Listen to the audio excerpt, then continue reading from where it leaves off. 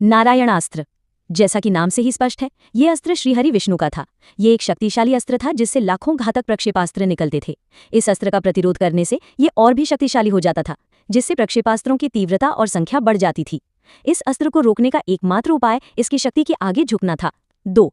पाशुपतास्त्र।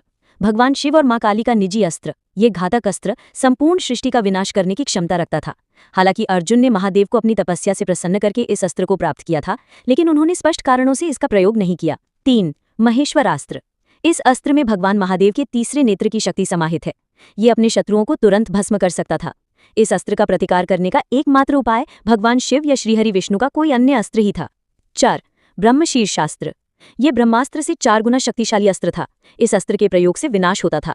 जिस क्षेत्र में इस अस्त्र का प्रयोग किया जाता था वो 12 वर्षों तक बंजर हो जाता था।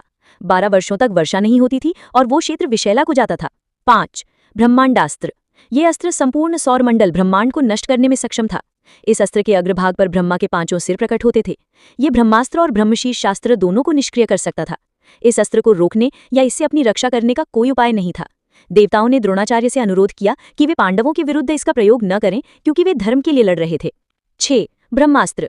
पुराणों में ब्रह्मास्त्र कहा गया है, मानव इतिहास का सबसे घातक अस्त्र है। ये अस्त्र कभी भी अपना निशाना नहीं चूकता था और जिस व्यक्ति या सेना पर भी इसका प्रयोग होता था उसका विनाश निश्चित था। अर्जुन, कर्ण, शिष्ट और द्रोणाचार्य आदि कई योद्धाओं ने इसका प्रयोग किया था। ब्रह्मास्त्र के विरुद्ध न तो कोई प्रतिकार था और न ही आत्मरक्षा का। 7.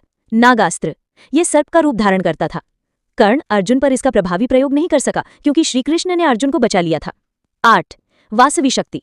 ये देवराज इंद्र का अस्त्र था और जिस पर भी इसका प्रयोग किया जाता था उसकी मृत्यु निश्चित थी। कर्ण ने ये अस्त्र इंद्र से उनके कवच और कुंडल के बदले में प्राप्त किया था। चूंकि वो इसका प्रयोग केवल एक ही बार कर सकता था, इसलिए उसने इसे अर्जुन के लिए बचाकर रखा था, लेकिन विवश होकर उसे भीम के पुत्र घटोत्कच के विरुद्ध इसका प्रयोग करना पड़ा। 9. वरुणास्त्र।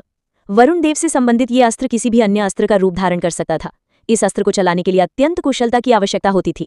अर्जुन, सात्यकी, धृष्टद्युम्न और द्रोणाचार्य जैसे कई प्रतिष्ठित योद्धाओं के पास ये अस्त्र था। श्रीकृष्ण का सुदर्शन चक्र एक और शक्तिशाली हथियार था। चूंकि श्रीकृष्ण ने युद्ध में भाग नहीं लिया था, इसलिए उन्होंने इसका उपयोग कुरुक्षेत्र में नहीं किया। हालांकि श्रीकृष्ण ने शिशुपाल को मारने के लिए सुदर्शन चक्र का उपयोग किया था।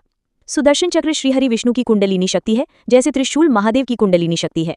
यह ध्यान देने योग्य है कि योद्धा इन हथियारों का प्रयोग अत्यंत सावधानी से करते थे, क्योंकि वे जानते थे कि ये समाज के लिए कितना विनाशकारी हो सकते हैं। हम इस संभावना से इनकार नहीं कर सकते कि इनमें से कुछ परमाणु हथियार भी हो सकते हैं।